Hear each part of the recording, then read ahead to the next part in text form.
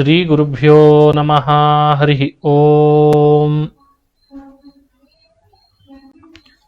ಶುದ್ಧಾನಂದೋರು ಸಂವಿದ್ಯುತಿ ಬಲಬಹುಲೋದಾರ್ಯ ವೀರ್ಯಾದಿದೇಹಂ ಚಿಂತಾ ಸಂತಾಪಲೇಪೋದ್ಭವಮೃತಿಮುಖರಾಶೇಷದೋಷಾತಿದೂರಂ ಸದ್ಭಿರ್ವೈರಾಗ್ಯಭಕ್ತಿಶ್ರುತಿಮತಿನಿಯತಧ್ಯಾನಜಜ್ಞಾನಯೋಗಾತ್ ಗಮ್ಯಂ ವಂದೇ ಮುಕುಂದಾಭಿಧಮಮಲಮಲಂ ಬ್ರಹ್ಮವೇದಾಂತವೇದ್ಯಂ ಅಭ್ರಮಂ ಭಂಗರಹಿತಂ ಅಜಡಂ ವಿಮಲಂ ಸದಾ ಆನಂದತೀರ್ಥಮತುಳಂ ಭಜೆ ತಾಪತ್ರಯಾಪಹಂ ಮೂಕೋಪಿ ಯತ್ಪ್ರಸಾದೇನ ಮುಕುಂದ ಶಯನಾಯತೆ ರಾಜರಾಜಾಯತೆ ರಿಕ್ತೋ ರಾಘವೇಂದ್ರಂ ತಮಾಶ್ರಯೇ ಆಪಾದಮೌಲಿಪರ್ಯಂತಂ ಗುರುಣಾಮಾಕೃತಿಂ ಸ್ಮರೇತ್ ತೇನ ವಿಘ್ನಾಃ ಪ್ರಣಶ್ಯಂತಿ ಸಿದ್ಧ್ಯಂತಿ ಚ ಮನೋರಥಾಃ. ಶ್ರೀ ಹರಿವಾಯು ಗುರುಗಳ ಚರಣಾರವಿಂದಗಳಲ್ಲಿ ಭಕ್ತಿಪೂರ್ವಕ ಪ್ರಣಾಮಗಳನ್ನು ಅರ್ಪಿಸಿ ಪರಮಪೂಜ್ಯ ಹಂಸನಾಮಕ ಪರಂಪರೆಯಲ್ಲಿ ಶ್ರೀ ಗುರು ಸಾರ್ವಭೌಮರ ಪೀಠದಲ್ಲಿ ವಿರಾಜಮಾನರಾದಂತಹ ಶ್ರೀ ಸುಬುಧೇಂದ್ರ ತೀರ್ಥ ಶ್ರೀಪಾದಂಗಳವರನ್ನ ಭಕ್ತಿಪೂರ್ವಕವಾಗಿ ನಮಸ್ಕರಿಸಿ, ಎಲ್ಲರಿಗೂ ಕೂಡ ಮಾಧ್ಯಮದ ಮೂಲಕ ಗುರು ಸಾರ್ವಭೌಮರ ಚರಿತ್ರೆಯನ್ನ ಚಿಂತನೆ ಮಾಡಿಸ್ತಾ ಇದ್ದಾರೆ. ಹೀಗಾಗಿ ಬೇರೆ ಬೇರೆ ವಿದ್ವಾಂಸರ ಪ್ರವಚನಗಳು ಈಗಾಗಲೇ ನಡೀತಾ ಬಂದಿದೆ. ಇವತ್ತು ಯಥಾಮತಿಯಾಗಿ ಗುರು ಸಾರ್ವಭೌಮರ ಬಗ್ಗೆ ಹೇಳುವ ಒಂದು ಪ್ರಯತ್ನ ಮಾಡ್ತಾ ಇದ್ದೇನೆ. ವಿಷಯ ದೇಶಿಕಸ್ಯ ಪ್ರಸಾದ ಅಂತಿದೆ. ದೇಶಿಕಸ್ಯ ಪ್ರಸಾದ ಅನ್ನೋ ವಿಷಯವನ್ನ ನಿಗದಿಪಡಿಸಲಾಗಿದೆ. ಗುರು ಸಾರ್ವಭೌಮರ ಬಗ್ಗೆ ದೇಶಿಕಸ್ಯ ಪ್ರಸಾದ ಅಂತನ್ನೋ ಮಾತನ್ನ ಇಟ್ಟುಕೊಂಡು ಹೇಗೆ ನಾವು ಅನುಸಂಧಾನ ಮಾಡಬಹುದು? ದೇಶಿಕಸ್ಯ ಪ್ರಸಾದ ಅಂದ್ರೆ ದೇಶಿಕ ಅನ್ನೋ ಶಬ್ದ ಆಚಾರ್ಯರಲ್ಲಿ ಗುರುಗಳಲ್ಲಿ ಪ್ರಯೋಗ ಮಾಡ್ತಾರೆ. ಅದು ದೈಶಿಕ ಅಂತ ಅಮರಕೋಶದಲ್ಲಿ ಇದೆ. ಕೆಲವು ಕಡೆ ಪಾಠ ದೇಶಿಕ ಅಂತಾಗಿದೆ, ದೈಶಿಕ ಅನ್ನೋ ಪಾಠ ಸ್ವರಸವಾದದ್ದು ಅಂತಾರೆ. ದೈಶಿಕೋ ಗುರುರಾಚಾರ್ಯ ಅಂತ ಕೋಶ. ಆಚಾರ್ಯರನ್ನ ಗುರುಗಳನ್ನ ದೈಶಿಕ ದೈಶಿಕ ಅನ್ನೋ ಶಬ್ದದಿಂದ ಕರೀತಾರೆ. ಇದನ್ನ ಬಹಳ ಕಡೆ ಪ್ರಯೋಗ ಮಾಡಿದ್ದಾರೆ ಹಿರಿಯರು, ಮಹಾನುಭಾವರೆಲ್ಲ. ಗುರು ಸಾರ್ವಭೌಮರ ಅನುಗ್ರಹ ಅಂದ್ರೆ ಅದು ದೈಶಿಕರ ಅನುಗ್ರಹ ಅಂತ ಅರ್ಥ. ಈ ದೈಶಿಕರ ಅನುಗ್ರಹದ ಬಗ್ಗೆ ಮಾತನಾಡೋದು ಅಂದ್ರೆ ಏನರ್ಥ? ನಾವು ಅದನ್ನ ಚಿಂತನೆ ಮಾಡಬೇಕು. ಭಗವದ್ಗೀತೆಯಲ್ಲಿ ಶ್ರೀಕೃಷ್ಣ ಪರಮಾತ್ಮ ಎರಡು ರೀತಿಯಾದಂತಹ ಯೋಗಗಳನ್ನ ನಿರೂಪಣೆ ಮಾಡಿದ. ಒಂದು ಕರ್ಮಯೋಗ, ಇನ್ನೊಂದು ಜ್ಞಾನಯೋಗ ಅಂತ. ಜ್ಞಾನಯೋಗ ಕರ್ಮಯೋಗಗಳನ್ನ ಕೃಷ್ಣ ನಿರೂಪಿಸಿದ್ದು ಸಂಸಾರದಲ್ಲಿರುವ ಪ್ರತಿಯೊಬ್ಬರೂ ಕೂಡ ಮುಕ್ತಿಯನ್ನು ಬಯಸ್ತಿರ್ತಾರೆ, ಉಪಾಯ ತಿಳಿತಾ ಇರಲ್ಲ. ಅವರಿಗೆ ಭಗವಂತ ಕೃಷ್ಣ ಉಪಾಯ ತಿಳಿಸಿದ. ಕರ್ಮಯೋಗ ಜ್ಞಾನಯೋಗಗಳನ್ನು ಆಶ್ರಯಿಸಿ ಮುಕ್ತಿಯನ್ನು ಪಡಿರಿ ಅಂತ. ಹಾಗಾಗಿ ಕರ್ಮಯೋಗ ಜ್ಞಾನಯೋಗಗಳು ಮುಕ್ತಿ ಉಪಾಯ ಅನ್ನೋದು ಭಗವದ್ಗೀತೆಯಿಂದಲೇ ತಿಳಿದ್ವಿ ನಾವು. ಆದರೆ ಕರ್ಮಯೋಗವನ್ನ ಆಚರಣೆ ಮಾಡಬೇಕಾದ್ರೆ ದೈಹಿಕವಾಗಿ ಸದೃಢರಾಗಿದ್ರೆ ಮಾತ್ರ ಮಾಡ್ಲಿಕ್ಕೆ ಸಾಧ್ಯ. ದೈಹಿಕ ಅಶಕ್ತಿ ಇದ್ರೆ ನಾವು ಕರ್ಮಯೋಗದ ಆಚರಣೆಯನ್ನ ಪೂರ್ಣ ಮಟ್ಟಿಗೆ ಮಾಡಲಾರು. ಆಗದು ಸಿದ್ಧಿ ಕೊಡಲ್ಲ. ಜ್ಞಾನಯೋಗವನ್ನು ಅಳವಡಿಸ್ಕೊಳ್ಬೇಕಾದ್ರೆ ಅದಕ್ಕೋಸ್ಕರವಾಗಿ ಚಾಣಾಕ್ಷ ಬುದ್ಧಿ ಬೇಕು. ಬುದ್ಧಿ ಬಹಳ ಇರಬೇಕು. ಅಲ್ಪಮತಿಯವರಾದರೆ ನಾವು ಜ್ಞಾನಯೋಗದಿಂದ ಮುಕ್ತಿ ಪಡಿಲಿಕ್ಕೆ, ಸಿದ್ಧಿ ಪಡಿಲಿಕ್ಕೆ ಸಾಧ್ಯ ಆಗಲ್ಲ. ಈ ನಮ್ಮ ಪರಿಸ್ಥಿತಿ ಹಾಗೇ ಇದೆ. ಕರ್ಮಯೋಗದಿಂದ ಸಿದ್ಧಿ ಪಡೆಯೋಣ ಅಂತ ಹೋದ್ರೆ ದೈಹಿಕವಾಗಿ ಸದೃಢರಿಲ್ಲ ಅನ್ನೋ ಕೊರತೆ, ದೇಹದ ಆರೋಗ್ಯದ ಕೊರತೆ. ಜ್ಞಾನಯೋಗದಿಂದ ಸಿದ್ಧಿ ಪಡೆಯೋಣ ಅಂತ ಹೋದ್ರೆ ಜ್ಞಾನಯೋಗದಲ್ಲಿ ಸಮಸ್ಯೆ ಏನು? ನಮ್ಮ ಬುದ್ಧಿ ಶಕ್ತಿ ಕಡಿಮೆ ಇದೆ. ಅಲ್ಪ ಬುದ್ಧಿಯವರು ಜ್ಞಾನಯೋಗ ಉಪಾಯವನ್ನು ಅವಲಂಬಿಸಲಿಕ್ಕೆ ಸುಲಭ ಸಾಧ್ಯ ಆಗ್ತಾ ಇಲ್ಲ. ಈ ಎರಡೂ ಉಪಾಯಗಳನ್ನು ನಾವು ಬಿಟ್ಟು ಬೇರೆ ಉಪಾಯವನ್ನು ಅವಲಂಬಿಸಿ ಮೋಕ್ಷ ಪಡಿತೇವೆ ಅಂದ್ರೆ ಸಾಧ್ಯವೇ ಇಲ್ಲ. ಆದರೆ ಬಯಕೆ ಮುಕ್ತಿ ಪಡಿಬೇಕು ಅಂತ ನಮಗೆ ಬಹಳ ಇದೆ. ಸ್ಥಿರ ಫಲ ಪಡಿಬೇಕು, ಮುಕ್ತಿ ಪಡಿಬೇಕು ಅಂತ ಬಯಕೆ ಬಹಳ ಇದೆ. ಹಾಗಾದ್ರೆ ಏನು ಉಪಾಯ? ಈ ಎರಡು ಉಪಾಯಗಳನ್ನು ಅವಲಂಬಿಸ್ಲಿಕ್ಕಾದ್ರೂ ಏನಾದ್ರೂ ಉಪಾಯ ಬೇಕು. ದೇಹದಿಂದಲೂ ಸದೃಢರಾಗಬೇಕು, ಬುದ್ಧಿಯಿಂದ ಚಾಣಾಕ್ಷರಾಗಬೇಕು. ಆಗ ಈ ಉಪಾಯಗಳನ್ನು ಅವಲಂಬಿಸಿ ಮುಕ್ತಿ ಪಡಿಬಹುದು.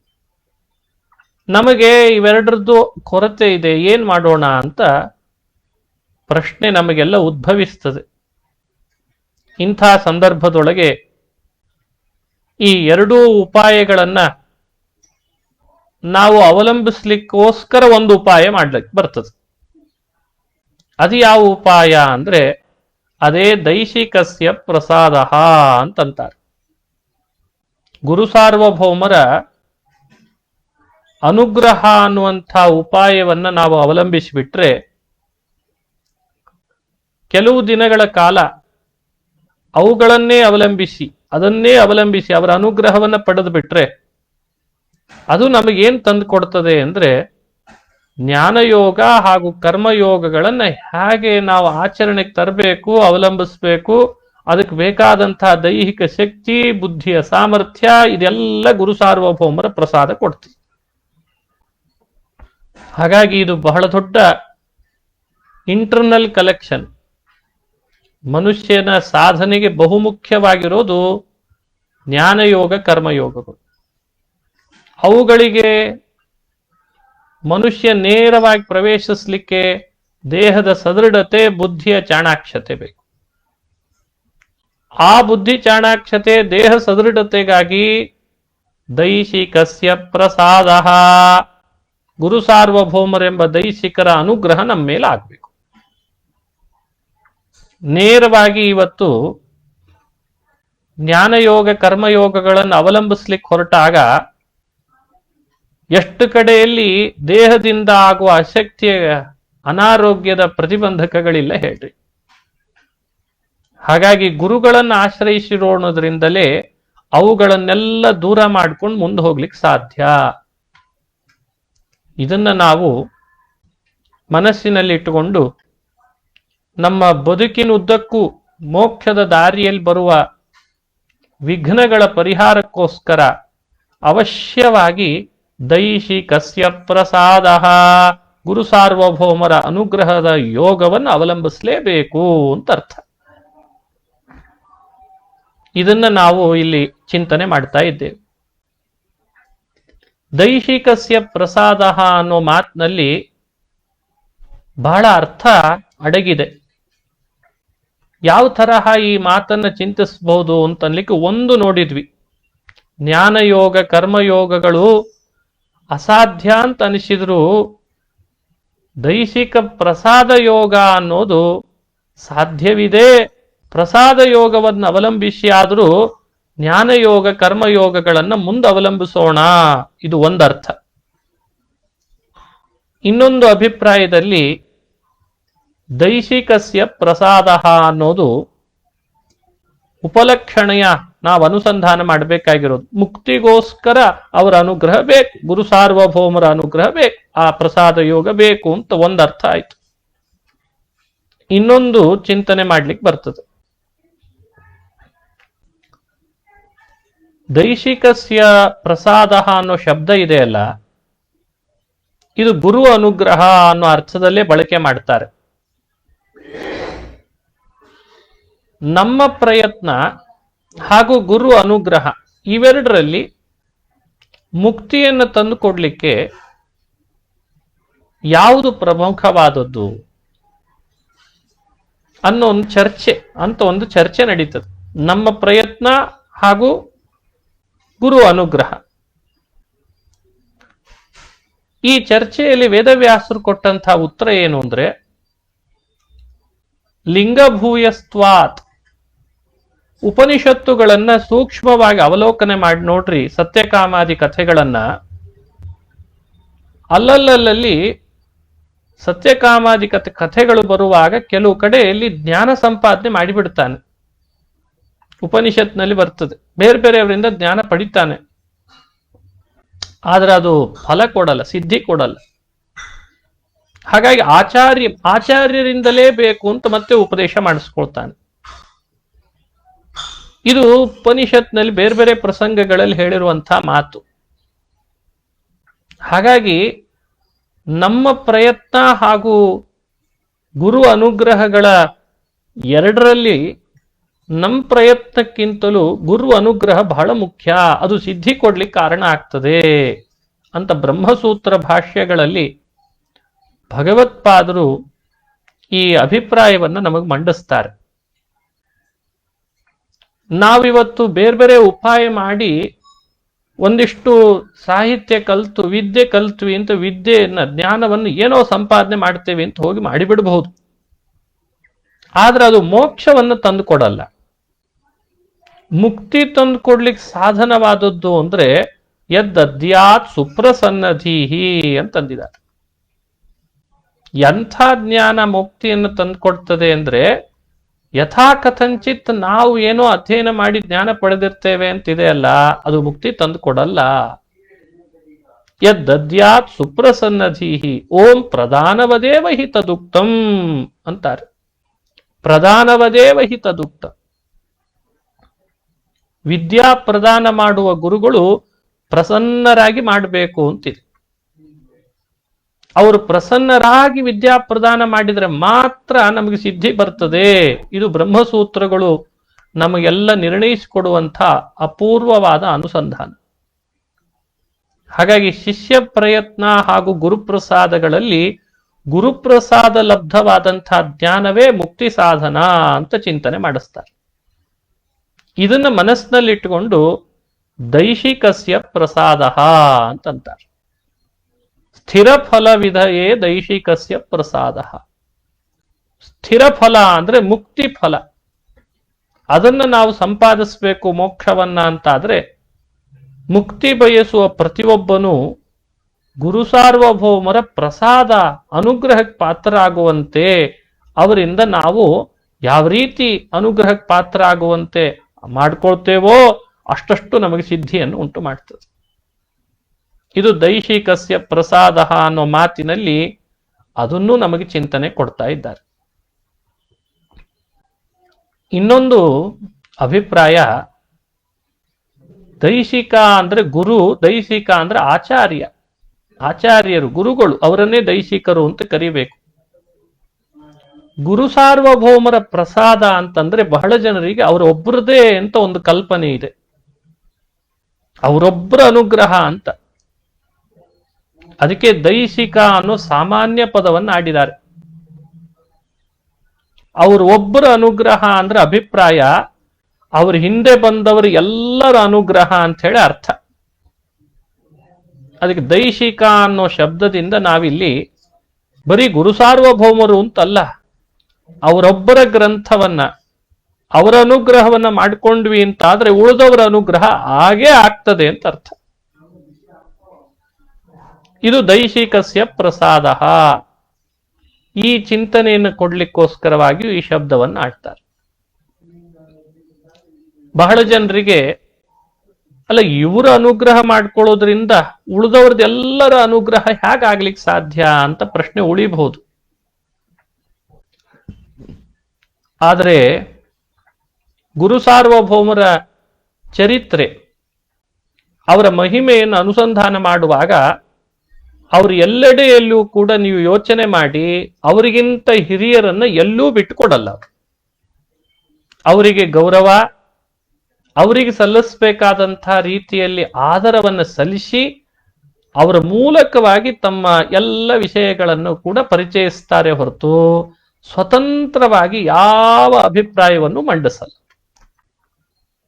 ಹಾಗಾಗಿ ದೈಶಿಕಸ್ಯ ಪ್ರಸಾದ, ಯಾರ್ಯಾರು ಗುರು ಸಾರ್ವಭೌಮರ ಅನುಗ್ರಹ ಪಡಿಬೇಕು ಅಂತ ಅಪೇಕ್ಷೆ ಪಟ್ಟು ಬರ್ತಾರೆ, ಮುಕ್ತಿಗೋಸ್ಕರ ಅಂತ ಅವರನ್ನು ಅವಲಂಬಿಸ್ತಾರೆ, ಅವರು ತಮ್ಮ ಗ್ರಂಥಗಳ ಮೂಲಕ ತಮ್ಮ ಮಹಿಮೆಗಳ ಮೂಲಕ ನೋಡ್ ನಾನು ಹೇಗಿದ್ದೇನೆ ನೀನ್ ಹಾಗಿರು ಅಂತ ಅವರನ್ನ ಪ್ರಸಾದದಿಂದ ಅನುಗ್ರಹ ಮಾಡ್ತಾರೆ. ಅವರ ದಿನಚರಿಯನ್ನು ನೀವು ಗಮನಿಸ್ತಾ ಬಂದ್ರೆ ಅಥವಾ ಅವರ ಗ್ರಂಥದ ಶೈಲಿಯನ್ನು ನೀವು ಅವಲಂಬಿಸ್ತಾ ಬಂದ್ರೆ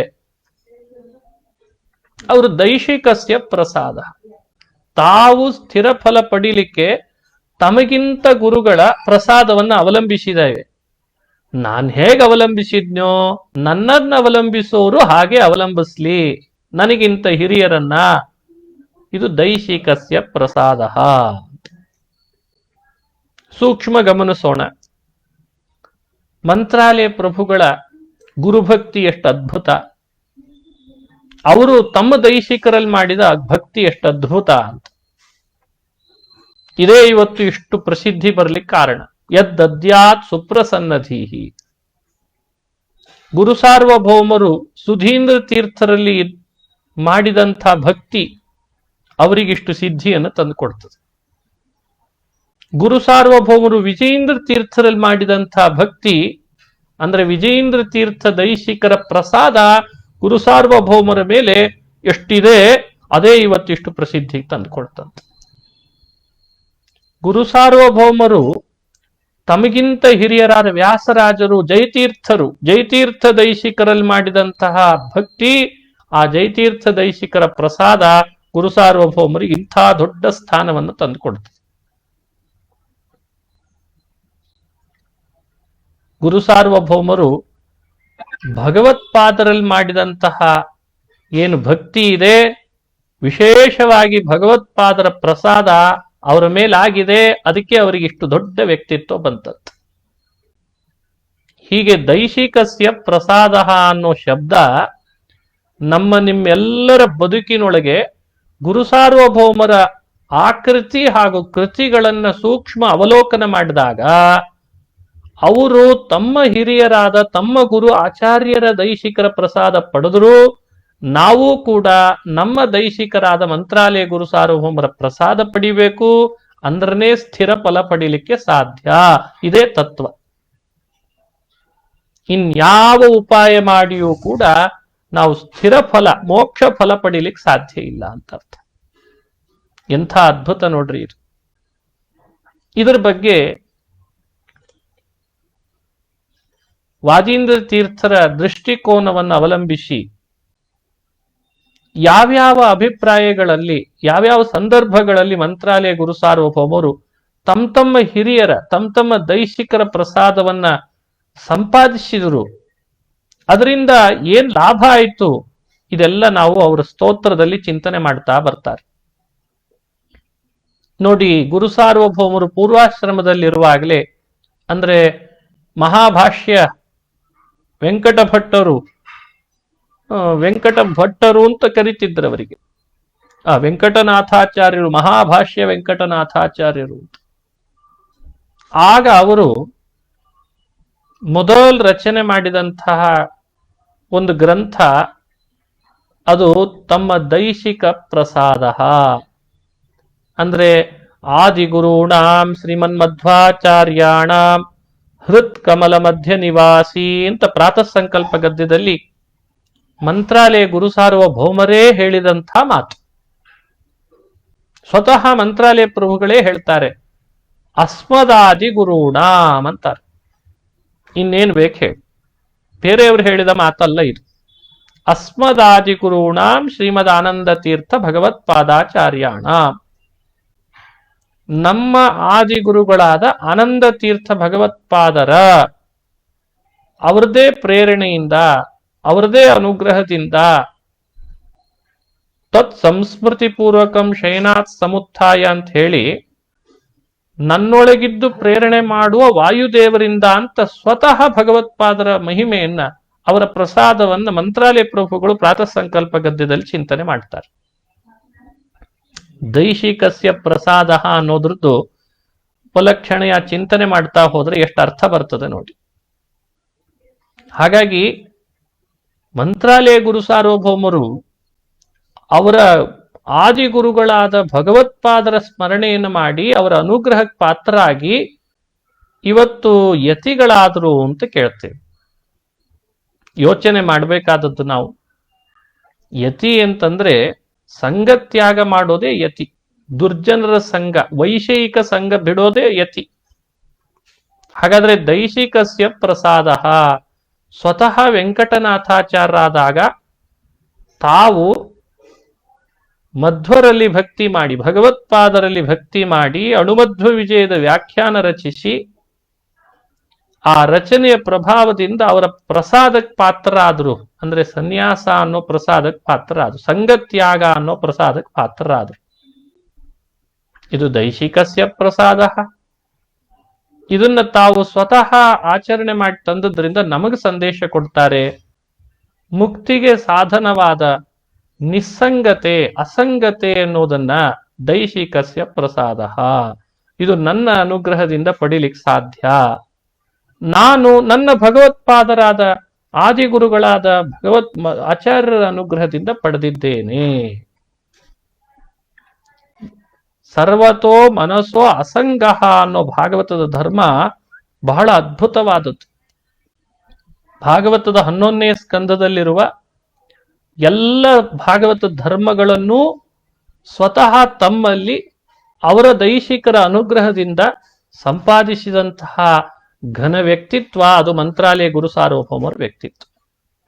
ಹಾಗಾಗಿ ಅವರನ್ನ ಭಾಗವತೋತ್ತಮರು ಅಂತ ಬಹಳ ಕಡೆ ಕೊಂಡಾಡ್ತದೆ. ಒಂದೆಡೆ ಭಾಗವತ ಸಪ್ತಮ ಸ್ಕಂದದಲ್ಲೂ ತಿಳಿಸ್ತದೆ ಭಾಗವತೋತ್ತಮ ಅಂತ, ಬೇರೆ ಬೇರೆ ಕಡೆಯಲ್ಲೂ ಅವರನ್ನ ಭಾಗವತೋತ್ತಮರು ಅಂತ ಕರೆದಿದ್ದಾರೆ. ಭಾಗವತೋತ್ತಮ ಅಂತ ಯಾರನ್ನು ಕರೀತಾರೆ? ಎಲ್ಲೆಡೆ ಭಗವಂತನನ್ನ ಕಾಣೋರು ಭಾಗವತೋತ್ತಮರು. 11ನೇ ಸ್ಕಂದ ಭಾಗವತದಲ್ಲಿ ಹೇಳಿದ ಎಲ್ಲ ಧರ್ಮಗಳನ್ನ ಬಿಡದಂತೆ ಆಚರಣೆಗೆ ತರೋರಿದೆಯಲ್ಲ, ಅವರು ಭಾಗವತೋತ್ತಮರು. ಹಾಗಾಗಿ ಮಂತ್ರಾಲಯ ಗುರು ಸಾರ್ವಭೌಮರು ಭಾಗವತ ಧರ್ಮಗಳಲ್ಲಿ ಅಸಂಗತೆ ಅನ್ನೋದನ್ನ ತಾವು ಸ್ವತಃ ಪಡೆದ್ರು ಅಂತ ಹೇಳಲಿಲ್ಲ. ಅವರ ದೈಶಿಕರಾದ ಭಗವತ್ಪಾದರ ಮಧ್ವಾಚಾರ್ಯರ ಗ್ರಂಥಕ್ಕೆ ವ್ಯಾಖ್ಯಾನಿಸಿ ಅವರ ಪ್ರಸಾದಕ್ಕೆ ಅನುಗ್ರಹಕ್ಕೆ ಪಾತ್ರರಾಗಿ ಅವರು ಅಸಂಗತೆಯನ್ನು ಪಡೆದ್ರು ಅಂತ ಹೇಳ್ತಾರೆ. ಇದು ನಮಗ್ ಕೊಡೋ ಸಂದೇಶ ಅಲ್ವೇ? ನಾವು ನಮ್ಮ ದೈಶಿಕರ ಅನುಗ್ರಹಕ್ಕೆ ಪಾತ್ರ ಆಗ್ಬೇಕು. ಸರ್ವತೋ ಮನಸ್ಸೋ ಅಸಂಗಃ, ಅಸಂಗತೆಯನ್ನು ಪಡಿಬೇಕು. ಇದು ಪ್ರಸಾದದ ಮಹಾತ್ಮ್ಯ ಅಂತ ಅರ್ಥ. ಎರಡನೇ ಅಂಶ ದೈಶಿಕಸ್ಯ ಪ್ರಸಾದ ಅಂದಾಗ ಎರಡನೇ ಅಂಶಕ್ಕೆ ನಾವು ಸ್ವಲ್ಪ ಗಮನಿಸ್ಬೇಕು. ದೈಶಿಕ ಅಂದ್ರೆ ಗುರು ಹಾಗೂ ಆಚಾರ್ಯರ ಅನುಗ್ರಹ ಹೇಗೋ, ಆಚಾರ್ಯ ಅಂದ್ರೆ ಮುಖ್ಯ ಪ್ರಾಣ. ಆಚಾರ್ಯ ಅಂದ್ರೆ ಮುಖ್ಯ ಪ್ರಾಣರೇ, ದೈಶಿಕರು ಅಂದ್ರೆ ಮುಖ್ಯ ಪ್ರಾಣರೇ. ಅದನ್ನ ಮಹಾನುಭಾವರೇ ಹೇಳಿದ್ದಾರೆ. ಆಚಾರ್ಯ ಪವನೋಸ್ಮಾಕಂ ಆಚಾರ್ಯಾನೀಚ ಭಾರತಿ ದೇವೋ ನಾರಾಯಣೋ ದೇವಃ ದೇವಿ ಮಂಗಲ ದೇವತಾ ಅಂತಿದ್ದಾರೆ. ಆಚಾರ್ಯ ಪವನಃ ಅಸ್ಮಾಕಂ. ಹಾಗಾದ್ರೆ ದೈಶಿಕರು ಅಂದ್ರೆ ಮುಖ್ಯ ಪ್ರಾಣದೇವರು, ಪವನಃ ವಾಯು, ಆಚಾರ್ಯಾನೀಚ ಭಾರತಿ. ಅದೇ ದೈಶಿಕ ಮುಖ್ಯ ಪ್ರಾಣನಾದ್ರೆ ಅವರ ಪತ್ನಿ ಅವರ ಆಚಾರ್ಯಾನಿ. ಆಚಾರ್ಯಾನಿ ಅಂದ್ರೆ ಭಾರತೀ ದೇವಿ ಅಂತ ಅರ್ಥ. ಮುಕ್ತಿ ಸಾಧನೆ ಮಾಡುವ ಪ್ರಯತ್ನ ಪಟ್ಟಿರುವಾಗ ಕೇವಲ ಆಚಾರ್ಯರ ಅನುಗ್ರಹ ಸಾಲದು. ಆಚಾರ್ಯಾನಿ ಚ ಭಾರತೀ ಅಂತಾರೆ. ಭಾರತೀ ದೇವಿಯ ಅನುಗ್ರಹಕ್ಕೆ ಪಾತ್ರ ಆಗಲೇಬೇಕು. ಇವರಿಬ್ಬರ ಅನುಗ್ರಹ ಆದ್ರನೆ ದೇವೋ ನಾರಾಯಣ ಶ್ರೀಶಃ ದೇವಿ ಮಂಗಲ ದೇವತಾ. ಸರ್ವೋತ್ತಮನಾದ ಶ್ರೀಮನ್ ನಾರಾಯಣ ಮಂಗಲ ದೇವತೆಯಾದ ಲಕ್ಷ್ಮಿ ಅನುಗ್ರಹಿಸಿದರೆ ಪ್ರಕೃತಿ ಬಂಧನದಿಂದ ಮುಕ್ತಿಯನ್ನು ಪಡೀಲಿಕ್ಕೆ ಸಾಧ್ಯ ಅನ್ನೋದು ಹಿರಿಯರು ನಮಗೆಲ್ಲ ಹೇಳ್ಕೊಟ್ಟಂತಹ ತತ್ವ. ಹಾಗಾಗಿ ದೈಶಿಕಸ್ಯ ಪ್ರಸಾದ ಅನ್ನುವಲ್ಲಿ ಉಪಲಕ್ಷಣೆಯ ಆಚಾರ್ಯರಾದಂತಹ ಮುಖ್ಯಪ್ರಾಣನ ಅನುಗ್ರಹ, ಅವರ ಪತ್ನಿಯಾದ ಭಾರತೀಯ ಅನುಗ್ರಹ, ವೆಂಕಟನಾಥಾಚಾರ್ಯರು ಸನ್ಯಾಸಿಗಳಾಗಿ ಅಸಂಗತೆಯನ್ನು ಜಗತ್ತಿಗೆ ಆಚರಣೆ ಮಾಡಿದ್ದು, ಒಳಗಿದ್ದದ್ದನ್ನು ಸ್ಫುಟಪಡಿಸಿ ತೋರಿಸಿದರೆ ಇನ್ನೂ ಒಂದು ಜಗತ್ತಿಗೆ ಸ್ಪಷ್ಟಪಡಿಸಿದ್ದಾಯ್ತು. ಬರೀ ಸನ್ಯಾಸಾಶ್ರಮ ಅಲ್ಲ, ವೇದಾಂತ ಸಿಂಹಾಸನದಲ್ಲಿ ಅವರನ್ನ ಪಟ್ಟಾಭಿಷೇಕ ಮಾಡಿಸಿದ್ಲಂತ. ರಾಘವೇಂದ್ರ ವಿಜಯದಲ್ಲಿ ಈ ಕಥೆ ನಾವು ಕೇಳ್ತೇವೆ. ಸ್ವತಃ ವಿದ್ಯಾದೇವಿ ವೆಂಕಟನಾಥನನ್ನ ಬರಲೇಬೇಕು ನೀನ್ ನನ್ನ ಪೀಠದಲ್ಲಿ ಅಂತ ವಿಸ್ತಾರವಾಗಿ ಹೇಳ್ತಾಳೆ.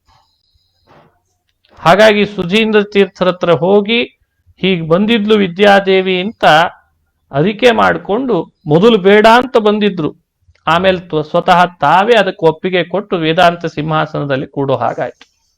ಇದು ಆಚಾರ್ಯಾನೀಚ ಭಾರತಿ. ಆಚಾರ್ಯರಾದ ದೈಶಿಕರೆನಿಸಿದ ಮಧ್ವಾಚಾರ್ಯರ ಅನುಗ್ರಹ ಒಂದ್ ಕಡೆ ಆದ್ರೆ, ಮುಖ್ಯ ಪ್ರಾಣನ್ ಪತ್ನಿಯಾದ ಭಾರತೀಯ ಅನುಗ್ರಹ ಮತ್ತೊಂದೆಡೆ. ಅದರಿಂದ ಸ್ವೇಪದೇ ಚಾಭ್ಯಸಿಂಚ, ವೇದಾಂತ ಸಿಂಹಾಸನದ ಪದವಿಯನ್ನ ಮಂತ್ರಾಲಯ ಗುರು ಸಾರ್ವಭೌಮರಾಗಿ ವೆಂಕಟನಾಥಾಚಾರ್ಯರು ಅಲಂಕರಿಸಿದ್ದು ಅನ್ನೋ ಕಥೆ ಇದೆಯಲ್ಲ, ಅದು ದೈಶಿಕಸ್ಯ ಪ್ರಸಾದ.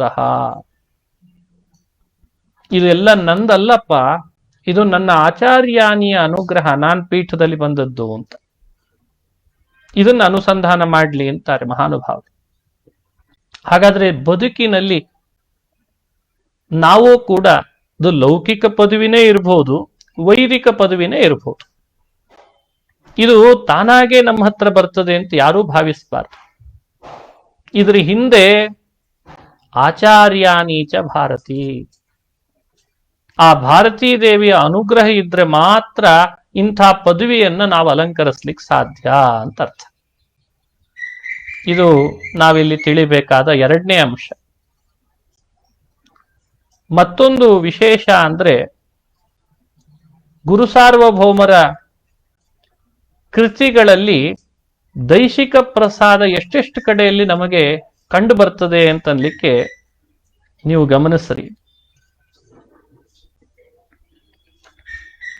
ಗುರು ಸಾರ್ವಭೌಮರು ಜೈತೀರ್ಥರ ಕೃತಿಗಳಿಗೆ ಬಹಳಷ್ಟು ಕಡೆಯಲ್ಲಿ ಟಿಪ್ಪಣಿ ಬರಿತಾ ಬರ್ತಾರೆ. ಎಲ್ಲೂ ಬಿಡಲ್ಲ. ಜೈತೀರ್ಥರ ಟಿಪ್ಪಣಿಗಳಿಗೆ ಎಲ್ಲದಕ್ಕೂ ಟಿಪ್ಪಣಿ, ಎಲ್ಲ ಟೀಕೆಗಳಿಗೂ ಟಿಪ್ಪಣಿ ಬರ್ತಿದ್ದಾರೆ. ಅಧ್ಯಯನ ಮಾಡುವಾಗ ಒಂದು ಆಶ್ಚರ್ಯ ಏನು ಅಂದ್ರೆ, ಇದು ಟಿಪ್ಪಣಿ ಅಂತ ಬರೆಯೋದ್ರ ಬದಲು ಸ್ವತಂತ್ರವಾಗಿ ಗ್ರಂಥ ರಚಿಸಬಹುದಿತ್ತೇನೋ ಅಂತ ಅನಿಸ್ತದೆ. ಅಷ್ಟು ಜ್ಞಾನ ಇದೆ, ಯಾವುದರ ಕೊರತೆಯೂ ಇಲ್ಲ ಮಂತ್ರಾಲಯ ಪ್ರಭುಗಳಿಗೆ. ಜ್ಞಾನದ ಶಿಖರ ಅವರು.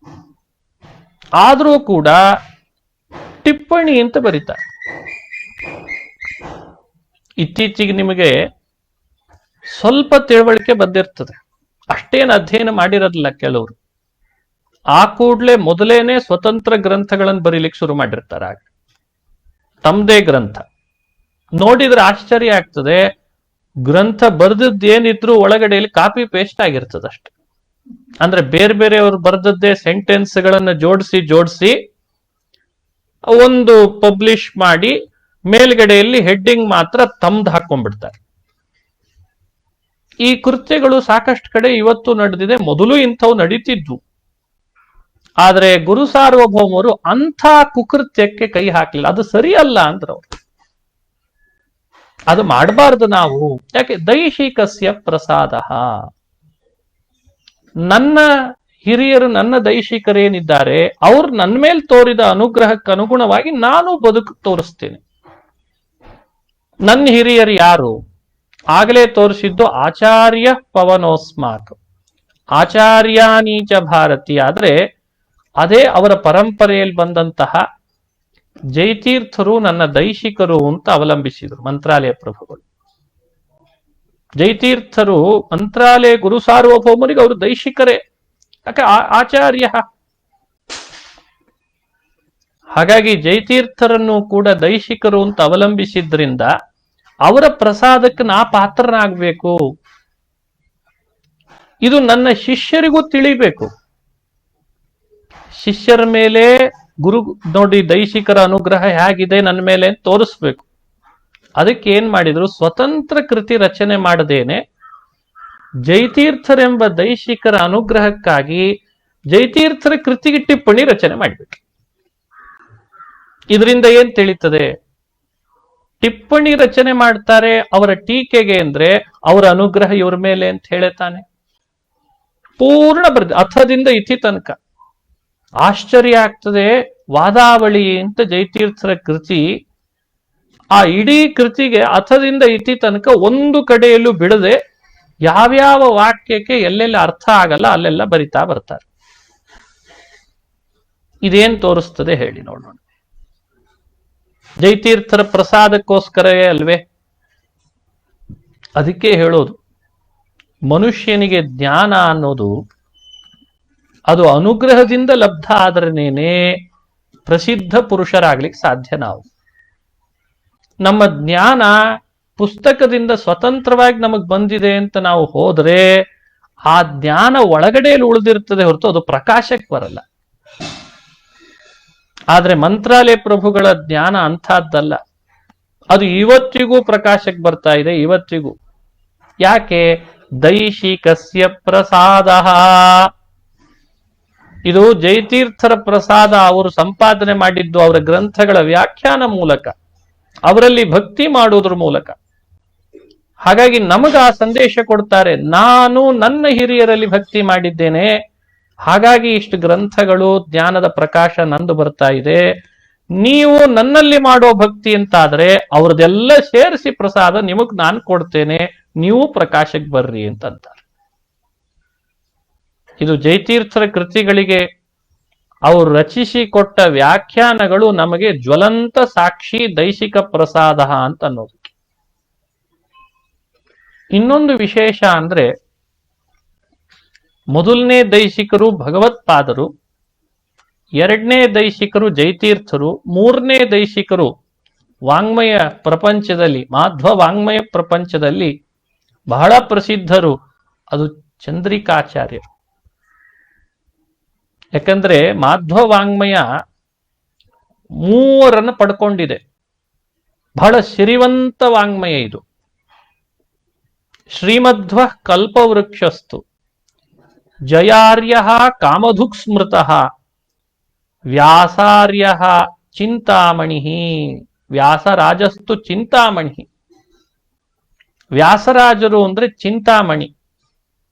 ಜಯತೀರ್ಥರನ್ನೋ ದೈಶಿಕರು ಅವರು ಕಾಮಧೇನು. ಮಧ್ವಾಚಾರ್ಯರು ಶ್ರೀಮಧ್ವ ಕಲ್ಪವೃಕ್ಷ, ಅವರು ಕಲ್ಪವೃಕ್ಷ ಅಂತಂದಿದ್ದಾರೆ ಹಿರಿಯರು. ಬಹಳ ಪ್ರಸಿದ್ಧವಾದ ಮಾತಿದು. ಈ ಮೂರು ಯಾರಾಗಿದ್ದಾರೆ ಅಂದ್ರೆ ಗುರು ಸಾರ್ವಭೌಮರಾಗಿದ್ದಾರೆ. ಕೆಲವು ಕಡೆ ಗುರು ಸಾರ್ವಭೌಮರನ್ನ ವರ್ಣಿಸುವವರು ಕಲ್ಪವೃಕ್ಷ ಅಂತ ಹೇಳ್ತಾರೆ. ಕೆಲವೊಮ್ಮೆ ಹಿರಿಯರು ಗುರು ಸಾರ್ವಭೌಮರನ್ನ ಕಾಮಧೇನು ಅಂತಾರೆ. ಕೆಲವು ಕಡೆ ಚಿಂತಾಮಣಿ ಅಂತಾರೆ, ಚಿಂತಾರತ್ನ ಅಂತಾರೆ ದಾಸರು ಕೆಲವು ಕಡೆ. ನೋಡಿದ್ರೆ ವಾಂಗ್ಮಯ ಪ್ರಪಂಚದ ಈ ಒಂದು ದೊಡ್ಡ ಸಾಗರದೊಳಗೆ ಇಲ್ಲಿ ನಾವು ಯೋಚನೆ ಮಾಡುವ ಹಿರಿಯರ ಮಾತಿನಲ್ಲಿ ಶ್ರೀಮಧ್ವ ಕಲ್ಪವೃಕ್ಷಸ್ತು, ಮಧ್ವಾಚಾರ್ಯರನ್ನ ಕಲ್ಪವೃಕ್ಷ ಅಂತ ಕರೆದಿದ್ದಾರೆ. ಹಾಗಾದ್ರೆ ಆ ಮಧ್ವ ಗುರುಗಳ ದೈಶಿಕರ ಪ್ರಸಾದ ಗುರು ಸಾರ್ವಭೌಮರ ಮೇಲೆ ಇದ್ದದ್ದಕ್ಕೆ ಕಲ್ಪವೃಕ್ಷರು ಅವರಾದವರು ಇವರಲ್ಲಿ ಬಂದು ಸನ್ನಿಹಿತರಾದರು ಅಂತ ಹೇಳಿ ಇವರನ್ನ ಕಲ್ಪವೃಕ್ಷ ಅಂತ ಕರೆದದ್ದಂತೆ. ಹೀಗೆ ಚಿಂತನೆ ಮಾಡ್ಬೇಕು. ಭಜತಾಂ ಕಲ್ಪವೃಕ್ಷಾಯ ಅಂದ್ರೆ ಅರ್ಥ ಏನು? ಭಜತಾಂ, ಸರಿಯಾದ ರೀತಿಯಲ್ಲಿ ಇಷ್ಟೆಲ್ಲ ತಿಳುವಳಿಕೆ ಇಟ್ಟುಕೊಂಡು ಭಜಿಸುವ ಸೇವಕರಿಗೆ ಕಲ್ಪವೃಕ್ಷಾಯ ಅಂದ್ರೆ ಮಾಧ್ವ ವಾಂಗ್ಮಯದ ಕಲ್ಪವೃಕ್ಷರೆನಿಸಿದ ಮಧ್ವಾಚಾರ್ಯರ ಸನ್ನಿಧಾನಕ್ಕೆ ಪಾತ್ರರು ಅಂತ ಅರ್ಥ. ಕಲ್ಪವೃಕ್ಷಾಯ ಭಗವತ್ಪಾದರ ಸನ್ನಿಧಾನಕ್ಕೆ ಪಾತ್ರರು. ಯಾಕೆ? ಭಗವತ್ಪಾದರೇ ಕಲ್ಪವೃಕ್ಷ. ಅವರ ಸನ್ನಿಧಾನ ಮಂತ್ರಾಲಯ ಗುರು ಸಾರ್ವಭೌಮರಲ್ಲಿದ್ದರಿಂದ ಅವರ ಪ್ರಸಾದಕ್ಕೆ ಇವರು ಪಾತ್ರರಾದ್ರಿಂದ ಭಜತಾಂ ಕಲ್ಪವೃಕ್ಷಾಯ ಅಂತ ಅರ್ಥ. ನಮತಾಂ ಕಾಮಧೇನವೇ ಅಂದ್ರೆ ಅರ್ಥ ಏನು? ಕಾಮಧೇನು ಅನ್ನೋ ಶಬ್ದ ಬೇಡಿದ ಇಷ್ಟ ಅರ್ಥ ಕೊಡೋದು. ಸಂಸ್ಕೃತ ಸಾಹಿತ್ಯ ಮಾತ್ರ ಗೊತ್ತಿದ್ದವರು ಇಷ್ಟೇ ಅರ್ಥ ಮಾಡ್ತಾರೆ. ಅಯ್ಯೋ ಕಾಮಧೇನು ನಾವಿದ್ದಲ್ಲಿಗೆ ಅದು ಓಡೋಡಿ ಬರ್ತದೆ, ಅದಕ್ಕೆ ಕಾಲಿದೆ ಅಲ್ಲ. ಕಲ್ಪವೃಕ್ಷ ಅಂದ್ರೆ ಅದಕ್ಕೆ ಕಾಲಿಲ್ಲ, ಹಾಗಾಗಿ ಅದು ಇದ್ದಲ್ಲೇ ಇದ್ದಿರ್ತದೆ, ನಾವೇ ಅದರ ಕೆಳಗಡೆಯಲ್ಲಿ ಹೋಗ್ಬೇಕು, ಒಂದಿಷ್ಟು ಬುಡಕ್ಕೆ ನೀರು ಹಾಕಿದ್ರೆ ಸಾಕು ಫಲ ಕೊಡ್ತದೆ, ಹೀಗೊಂದು ಅಭಿಪ್ರಾಯ. ಒಳಗಿಳಿದು ಯೋಚನೆ ಮಾಡಿದ್ರೆ ಮಾಧ್ವ ವಾಂಗ್ಮಯವನ್ನ ಕಲ್ಪವೃಕ್ಷ ಮಧ್ವಾಚಾರ್ಯರು, ಕಾಮಧೇನು ಜೈತೀರ್ಥರು. ಹಾಗಾಗಿ ಜೈತೀರ್ಥರನ್ನ ಕಾಮಧೇನು ಅಂದದ್ರಿಂದ ನಮತಾಂ ಕಾಮಧೇನವೇ ಅಂತಂದ್ರೆ ಯಾರ್ಯಾರು ಗುರು ಸಾರ್ವಭೌಮರೆಂಬ ದೈಶಿಕರನ್ನ ಆಶ್ರಯಿಸ್ತಾರೋ ಅವರಿಗೆಲ್ಲ ಇವರು ಕಾಮಧೇನು ಆಗ್ತಾರೆ ಅಂದ್ರ ಅರ್ಥ.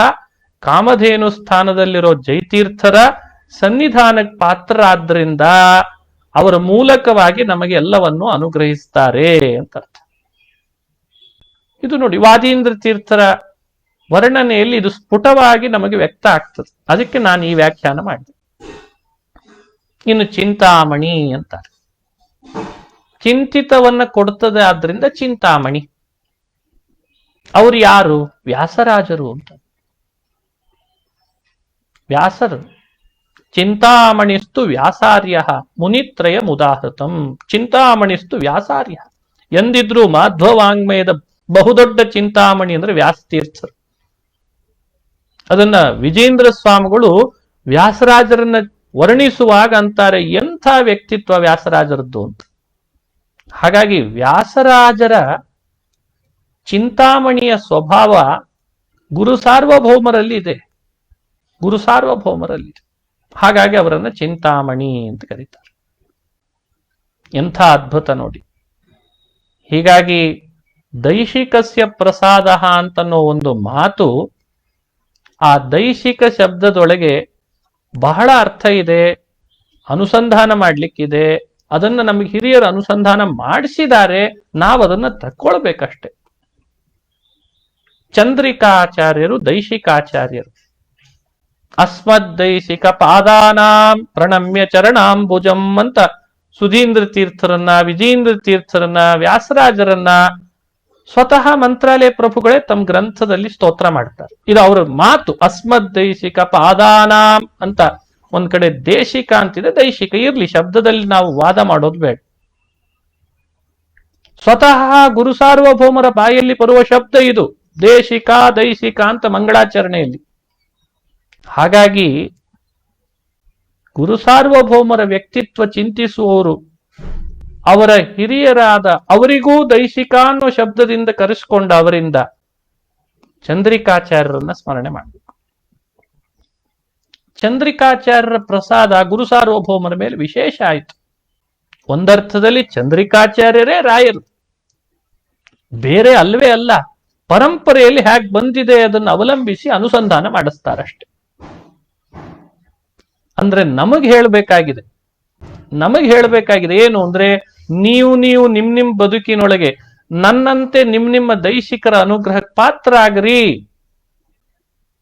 ನಿಮ್ಮ ದೇಶಿಕರ ಅನುಗ್ರಹಕ್ಕೆ ಪಾತ್ರ ಆಗ್ರಿ, ಪ್ರಸಾದಕ್ಕೆ ಪಾತ್ರ ಆಗ್ರಿ ಅಂದ್ರನೇ ಪ್ರಕಾಶಕ್ಕೆ ಬರೋದು, ಅಂದ್ರನೇ ಮುಕ್ತಿ ಪಡೆಯೋದು.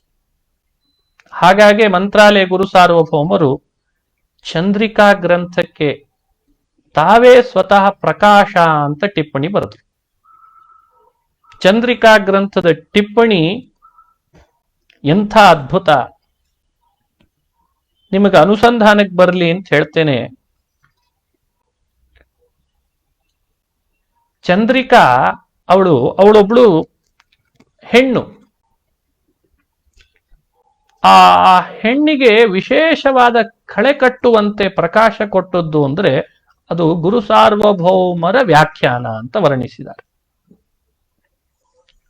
ಹಾಗಾಗಿ ಗುರು ಸಾರ್ವಭೌಮರು ಅಂದಾಗ ಕೂಡ್ಲೇ ನಮಗ್ ಬುದ್ಧಿಯಲ್ಲಿ ಬರೋದೇನು ಅಂದ್ರೆ ಅವರೊಬ್ಬರ ವ್ಯಕ್ತಿತ್ವ ಬರ್ತದೆ. ಇತ್ತೀಚೆಗೆ ಹಾಗೆ ಮಾಡ್ಕೊಂಡಿದ್ದೇವೆ ನಾವು ತಲೆ ಒಳಗೆ.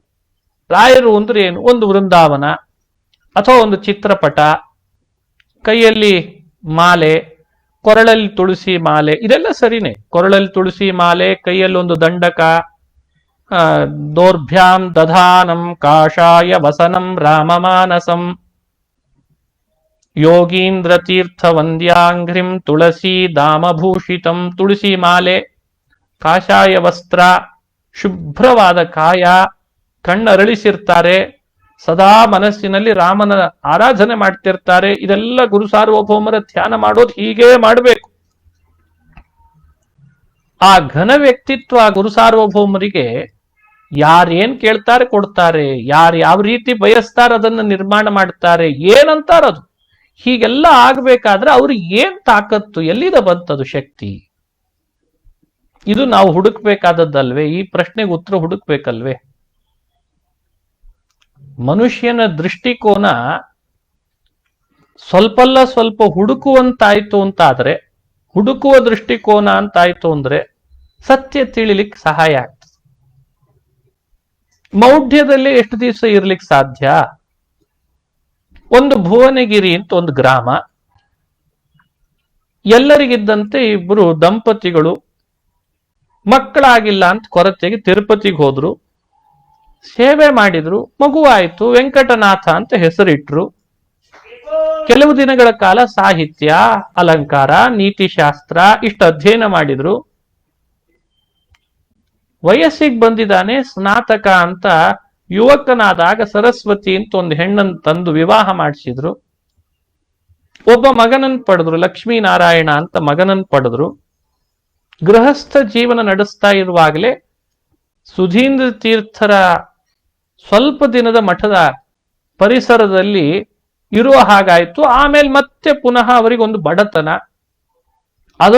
ಬಡತನವನ್ನು ಕುಡಿತಿದ್ರು, ನುಂಗಿ ನೀರು ಕುಡಿತಿದ್ರು. ಅದನ್ನು ಬಡತನ ಬರ್ಲಿ ಬರ್ಲಿ ಅಂತ ಬಡತನ ಅನುಭವಿಸ್ತಾ ಇದ್ರು. ಅವಮಾನ, ಆಗದವ್ರ ಮಾತು ಕೇಳ್ತಿದ್ರು.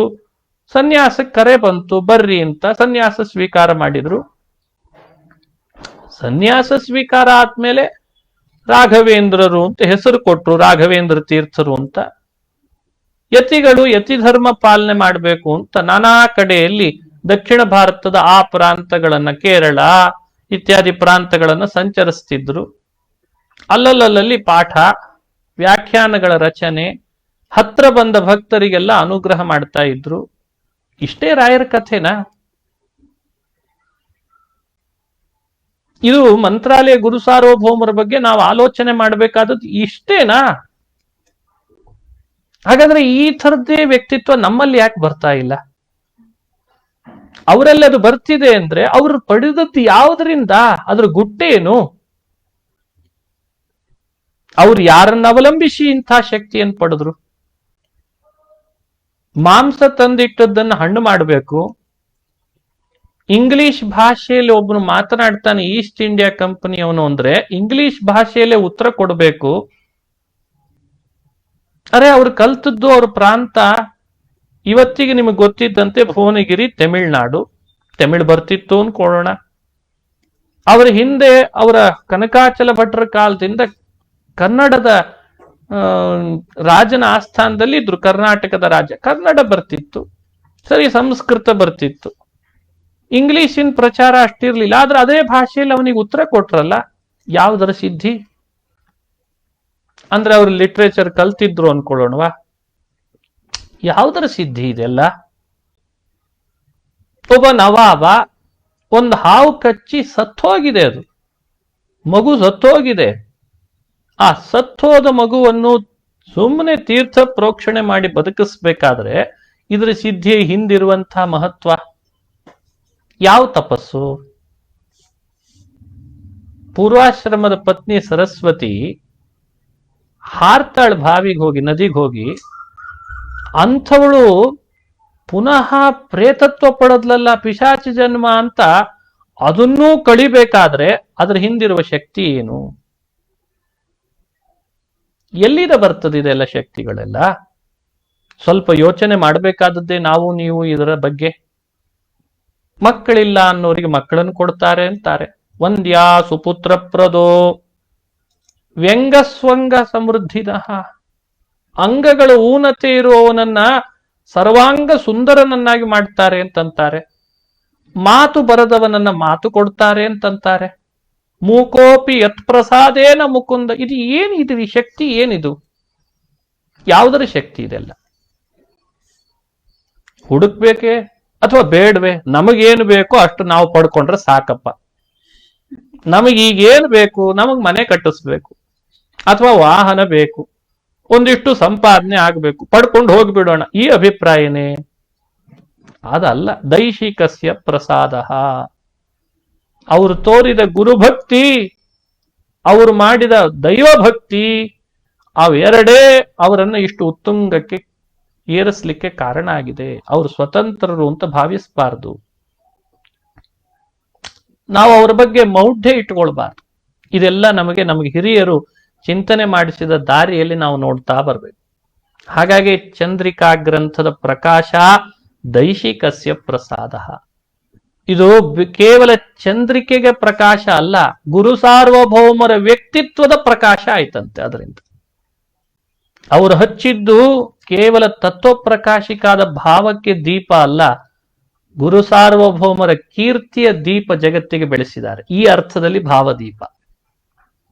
ಯಾಕೆ? ದೈಶಿಕಸ್ಯ ಪ್ರಸಾದ. ನಾನ್ ನಂಬಿದ್ದು ನಮ್ಮ ದೈಶಿಕರನ್ನ, ನಾನ್ ಬರೆಯೋದು ಅವರ ಗ್ರಂಥದ ಟಿಪ್ಪಣಿ, ನಾನು ಅವರ ಗ್ರಂಥದ ಎಕ್ಸ್ಪೋಸ್ ಮಾಡ್ತೇನೆ, ಅವ್ರ ಗ್ರಂಥದ ವ್ಯಾಖ್ಯಾನ ಮಾಡ್ತೇನೆ, ಅವರ ಗ್ರಂಥದ ಪ್ರವಚನ ಮಾಡ್ತೇನೆ.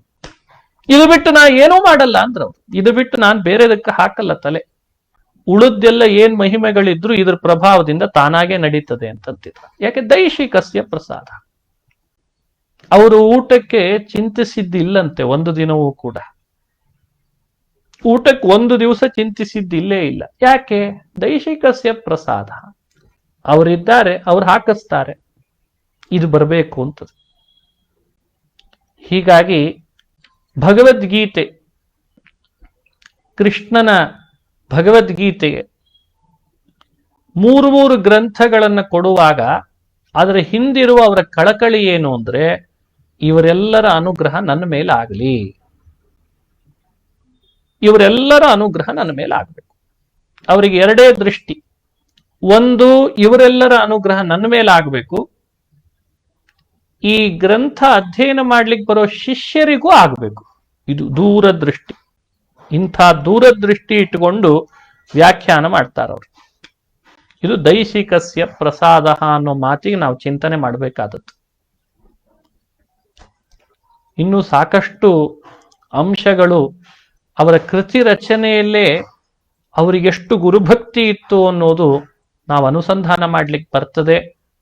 ಈಗಾಗಲೇ ಸಮಯ ಆದದ್ರಿಂದ ಸ್ವಲ್ಪ ಮಾತ್ರ ನಿಮ್ ಜೊತೆಯಲ್ಲಿ ಹಂಚ್ಕೊಳ್ಳೋ ಒಂದು ಭಾಗ್ಯ ನನಗೆ ಸಿಕ್ಕಿದೆ ಅಂತ ಭಾವಿಸ್ತೇನೆ. ಆ ಭೂಮಿಯಲ್ಲಿರುವ ಕ್ಷಮ ಮಡುಗಟ್ಟಿರೋದೇ ಗುರು ಸಾರ್ವಭೌಮರಲ್ಲಿ. ಆ ನೀರಿನಲ್ಲಿರುವ ಸ್ನೇಹ ಮಡುಗಟ್ಟಿರೋದೇ ಗುರು ಸಾರ್ವಭೌಮರಲ್ಲಿ. ಬೆಂಕಿಯಲ್ಲಿರೋ ತೇಜಸ್ಸು ಅದು ಪೂರ್ಣವಾಗಿ ಶೇಖರಿಸಿದೆ ಅಂತಂದ್ರೆ ಅದು ಗುರು ಸಾರ್ವಭೌಮರಲ್ಲಿ. ಆಕಾಶದಲ್ಲಿರುವಂತಹ ಅದ್ಭುತವಾದ ವಿಶಾಲತೆ ಅದು ಒಮ್ಮೆಮ್ಮೆ ಸಣ್ಣದಾಗ್ತದೆ. ಗುರು ಸಾರ್ವಭೌಮರನ್ನ ಆಶ್ರಯಿಸ್ಲಿಕ್ಕೆ ಬಂದ ಭಕ್ತರಿಗೆ ಗುರು ಸಾರ್ವಭೌಮರು ತೋರುವ ಹೃದಯದ ವೈಶಾಲ್ಯ ಆಕಾಶದ ವಿಶಾಲತೆಯನ್ನು ಸಣ್ಣದು ಮಾಡಿಬಿಡುತ್ತೆ. ಅಂಥ ಅದ್ಭುತ ಏನ್ ಪಂಚಭೂತಗಳಿದ್ದಾವೆ, ಅವುಗಳ ಎಲ್ಲ ಗುಣಗಳನ್ನು ಪಂಚೀಕರಿಸಿಕೊಂಡಂತಹ ಮಹಾನುಭಾವರು ಗುರು ಸಾರ್ವಭೌಮರು. ಅವರ ಪ್ರಸಾದ ನಮ್ಮ ನಿಮ್ಮೆಲ್ಲರ ಮೇಲೂ ಪಂಚಾಮೃತದ ರೂಪವಾಗಿಯೋ ಅಥವಾ ಅನ್ನದ ರೂಪವಾಗಿಯೋ ಪ್ರಸಾದ ಅದು ಇರ್ತದೆ. ಇದು ಬೇಕದು ಬೇಡ ಅಂತಲ್ಲ. ಆದ್ರೆ ವಿಶೇಷವಾಗಿ ಅಘಾದ್ರಿ ಸಂಭೇದನ ದೃಷ್ಟಿ ವಜ್ರ ಕ್ಷಮಾ ಸುರೇಂದ್ರ, ಅವರ ದೃಷ್ಟಿ ಅದು ದೊಡ್ಡ ಪ್ರಸಾದ. ಅವರ ಗ್ರಂಥಗಳು ಬಹಳ ದೊಡ್ಡ ಪ್ರಸಾದ. ಅದನ್ನ ಸಂಪಾದಿಸಿ ಸ್ಥಿರ ಫಲವನ್ನ ನಾವು ಪಡೆಯುವಂತೆ ಆಗ್ಲಿ ಅಂತ 4 ಮಾತನ್ನ ಹೇಳ್ತಾ, ಈ ಸಂದರ್ಭದೊಳಗೆ ಪರಮ ಪೂಜ್ಯ ಶ್ರೀ ಸುಬುಧೇಂದ್ರ ತೀರ್ಥ ಶ್ರೀಪಾದಂಗಳವರನ್ನ ಭಕ್ತಿಪೂರ್ವಕವಾಗಿ ನಮಸ್ಕರಿಸಿ, ನನ್ನಂಥವನಿಗೂ ಒಂದು ಅವಕಾಶ ಕೊಟ್ಟು ಗುರು ಸಾರ್ವಭೌಮರ ಅನುಗ್ರಹಕ್ಕೆ ಪಾತ್ರ ಆಗುವಂತೆ ಕರುಣಿಸಿದ್ದಾರೆ. ಪ್ರಸ್ತುತ ಪೀಠಾಧಿಪತಿಗಳಾಗಿ ಮಂತ್ರಾಲಯದಲ್ಲಿ ಎಲ್ಲ ರೀತಿಯಾದ ವೇದಾಧ್ಯಯನಕ್ಕೂ ವೇದಾಂತ ಅಧ್ಯಯನಕ್ಕೂ ಗುರು ಸಾರ್ವಭೌಮರ ಗ್ರಂಥಗಳ ಪ್ರಕಾಶನಕ್ಕೂ ಮೇಲಾಗಿ ಇನ್ನಿತರ ಸಾಮಾಜಿಕ ಸಾಂಸ್ಕೃತಿಕವಾಗಿಯೂ ಬಹುದೊಡ್ಡ ಕಾರ್ಯವನ್ನ ನಡೆಸ್ತಾ ಇದ್ದಾರೆ ಚಕ್ರವರ್ತಿಗಳಂತೆ.